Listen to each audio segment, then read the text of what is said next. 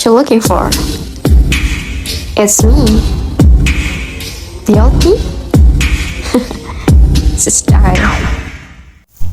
Assalamualaikum warahmatullahi wabarakatuh. Halo teman-teman semua. Pada mata kuliah teori makro ekonomi hari ini, kita akan membahas mengenai ekonomi ala Keynes bersama kelompok 5 yang akan dipandu oleh saya sendiri, Tiara Bisnita Putri, bersama rekan-rekan saya Talita Natania dan Rena Lasti.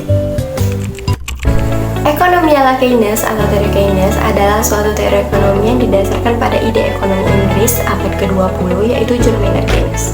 Teori ini mempromosikan suatu ekonomi campuran di mana baik negara maupun sektor swasta memiliki peran yang penting.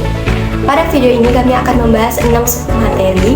Yang pertama ada dasar filsafat teori Keynes, yang kedua ada pasar barang, yang ketiga ada permintaan agregat atau pengeluaran agregat, yang keempat ada propensity to consume dan propensity to save, yang kelima ada tingkat bunga dan marginal efficiency of capital, yang keenam ada pengeluaran pemerintah. Yuk simak dan catat poin pentingnya. Menurut Keynes, situasi makro suatu perekonomian ditentukan oleh apa yang terjadi dengan permintaan agregat masyarakat apabila permintaan agregat melebihi penawaran agregat ataupun output yang dihasilkan dalam periode tersebut, maka akan terjadi situasi kekurangan produksi. Inti dari kebijakan makro Keynes adalah bagaimana pemerintah bisa mempengaruhi permintaan agregat yang dapat mempengaruhi situasi makro agar mendekati posisi full employment. Kemudian materi selanjutnya yaitu pasar barang. Pasar dalam ekonomi konvensional didefinisikan sebagai suatu tempat yang di dalamnya terdapat antara penjual dan pembeli yang sama-sama saling menguntungkan karena adanya kebutuhan. Kemudian pasar barang didefinisikan sebagai proses interaksi antara permintaan dan juga penawaran terhadap suatu produk, baik barang maupun jasa. Baik, selanjutnya ada permintaan agregat dan pengeluaran agregat. Jika bicara tentang permintaan dan pengeluaran, sudah pasti kita berkaitan dengan kuantitas atau jumlah. Jadi apa sih yang disebut dengan permintaan atau pengeluaran agregat ini? Permintaan atau pengeluaran agregat adalah kuantitas atau jumlah dari barang dan jasa yang diminta oleh konsumen dalam suatu perekonomian pada tingkat harga tertentu. Permintaan agregat merupakan konsep penting dalam teori ala Keynes karena ini digunakan untuk mengukur dan menganalisis keadaan ekonomi. Contohnya yaitu di Indonesia untuk mengukur atau menganalisis kontribusi dari total produk domestik bruto atau PDB. Untuk memahami permintaan agregat atau pengeluaran agregat ini, kita perlu memahami komponen-komponennya. Permintaan agregat dihitung dengan menjumlahkan permintaan dari 4 sektor ekonomi makro. Yang pertama ada konsumsi atau dilambangkan dengan C. Konsumsi ini mewakili pengeluaran rumah tangga untuk barang dan jasa. Penentu utama dari komponen ini adalah pendapatan disposable atau disposable income yang merupakan pendapatan setelah pajak atau pendapatan setelah pakai atau pendapatan sekali pakai. Yang kedua ada investasi yang dilambangkan dengan I. Investasi ini mencakup pengeluaran bisnis untuk membeli modal fisik seperti mesin, peralatan, dan bangunan. Investasi juga mencakup perubahan dalam stok barang yang dimiliki oleh perusahaan. Yang ketiga ada pengeluaran pemerintah yang dilambangkan dengan G. Pengeluaran pemerintah ini mencakup pengeluaran yang dilakukan oleh pemerintah untuk barang dan jasa seperti infrastruktur, pendidikan, dan kesehatan. Yang keempat ada ekspor bersih atau X dikurang M, di mana ekspor bersih adalah selisih antara ekspor dan impor. Ekspor lebih besar dari impor, maka ekspor bernilai positif. Jika nilai impor lebih besar dari ekspor, maka ekspor bersih bernilai negatif. Ekspor bersih mencerminkan permintaan asing terhadap output dalam negeri dan permintaan domestik terhadap output asing.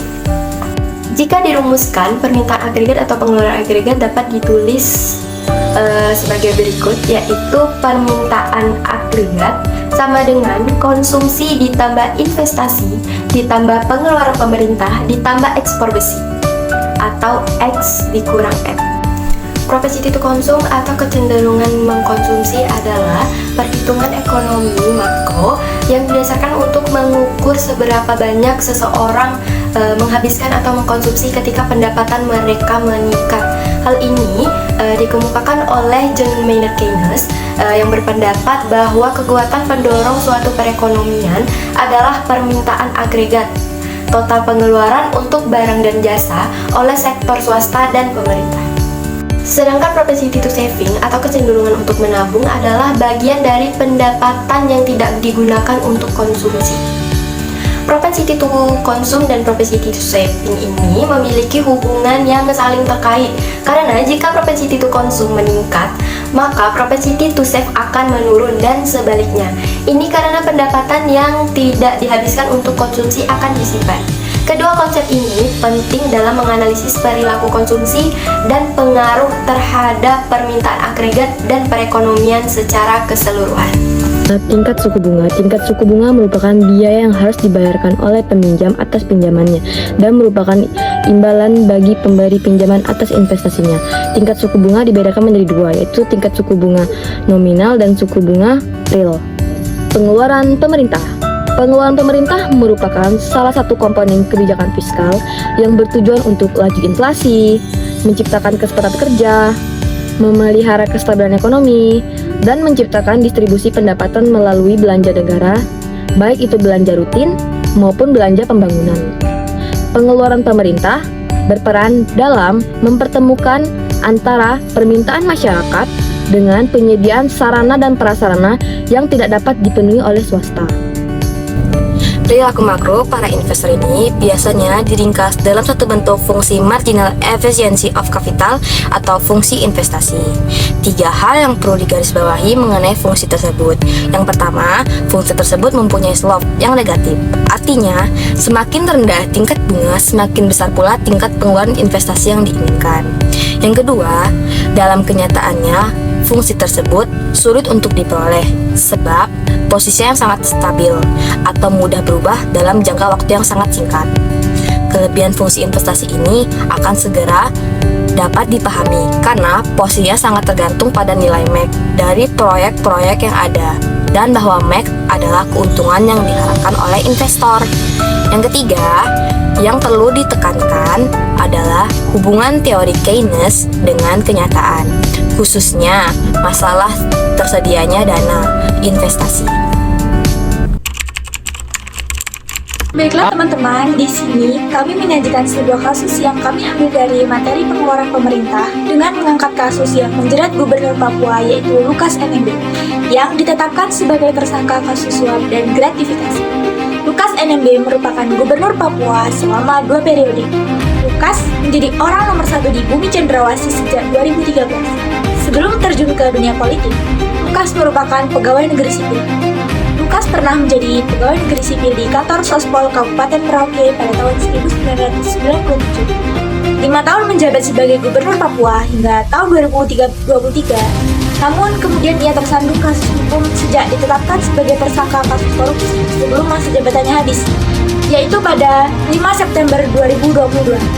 Lukas ditetapkan sebagai tersangka kasus gratifikasi proyek infrastruktur pemerintah Provinsi Papua oleh KPK.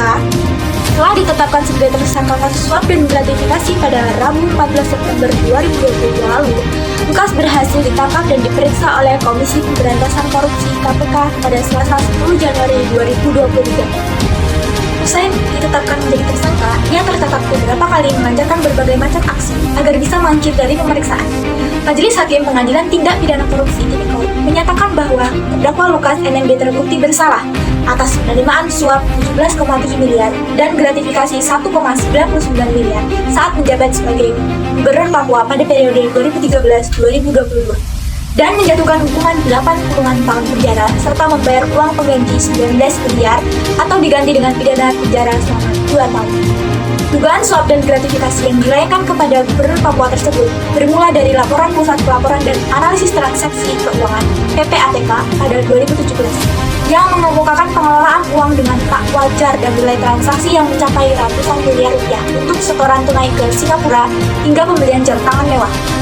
Di tahun yang sama, Badan Reserse Kriminal Markas Besar Kepolisian Negara Republik Indonesia dan Bareskrim Mabes Polri melaksanakan pemeriksaan terhadap kasus korupsi pengelolaan anggaran pemerintah provinsi atau Pemprov Papua periode 2014-2017. Kasus itu berkaitan dengan pengadaan proyek yang berasal dari anggaran pendapatan dan belanja daerah APBD Provinsi Papua.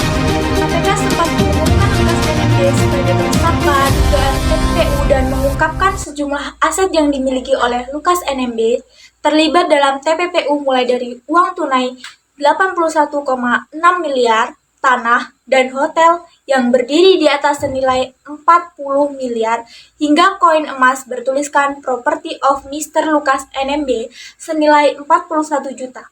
Total aset yang terkait dengan TPPU Lukas NMB berjumlah 144,5 miliar.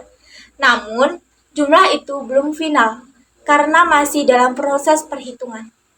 Namun, tak lama saat sedang proses hukum, mantan gubernur Papua tersebut dinyatakan meninggal dunia di RSPAD Gatot Subroto, Jakarta Pusat, pada Selasa 26 Desember 2023 kemarin pada pukul 10.45 waktu Indonesia Barat. Ia meninggal di umurnya yang ke-56 tahun. Lukas NMB meninggal dunia ketika sedang menjalani masa hukumannya, yaitu 10 tahun penjara atas kasus suap dan gratifikasi yang dilakukannya. Setelah dinyatakan meninggal dunia, KPK pun menghentikan penyidikan kasus yang sempat menjerat Lukas NMB sebagai tersangka. Meski kasus dihentikan, negara tetap dapat mengajukan ganti rugi terkait dugaan tindak pidana yang menjerat Lukas. Dia menyebutkan gugatan itu bisa diajukan lewat proses perdata dengan cara mengajukan gugatan ke Perdata Pengadilan Negeri. Kasus korupsi, tindak suap, dan gratifikasi yang dialami oleh Lukas NMB ini merupakan kasus yang cukup rumit karena semasa proses penyelidikan dan selama proses hukum yang terjadi, banyak kejadian-kejadian yang terjadi, mulai dari Lukas yang selalu beralasan sakit ataupun memang sedang dalam kondisi sakit, dan juga adanya gerakan Papua Peduli ataupun Papua mendukung Lukas NMB yang mungkin waktu itu mempersulit petugas ataupun KPK, penyidik, dan aparat kepolisian melakukan penyidikan di Papua. Solusi untuk menangani kasus korupsi Lukas NMB menurut kelompok kami yang pertama, diperlukannya penguatan kerangka hukum dengan penambahan undang-undang yang memberikan sanksi lebih keras bagi pelaku korupsi, sambil memastikan kebebasan pers dan perlindungan bagi pengungkap tindak pidana tersebut. Yang kedua, transparansi dan akuntabilitas juga menjadi kunci dengan meningkatkan pengelolaan keuangan publik, kontrak pemerintah, dan audit independen.